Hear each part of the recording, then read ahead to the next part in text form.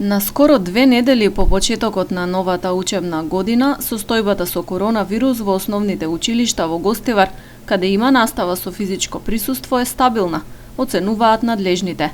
Има позитивни наставници и ученици, но тој број е мал и не представува ризик, велат од општинскиот сектор за образование, каде училиштата секојдневно доставуваат извештаи дали и колку нови случаи се регистрираат.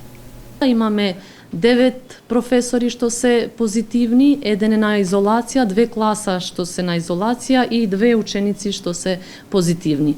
Од ова слика гледаме дека состојбата е стабилна и според сознанијата и според анализите дека и во Гостивар е постабилно ова недела и мислиме дека процесот на образование треба да продолжи со физичко присуство.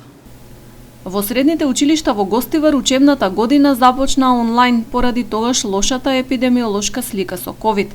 Дали средношколците ќе тргнат во училиште, ќе одлучи Комисијата за заразни болести.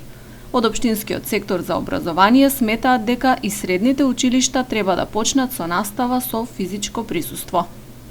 Почеток што ние го искажавме дека после 2 недели ќе видиме каква ќе биде состојбата, мислам дека сега веќе сме поспремни да почнеме со физичка присуственост и дека ситуацијата е постабилна нормално и сакаме нормално со физичко присуство.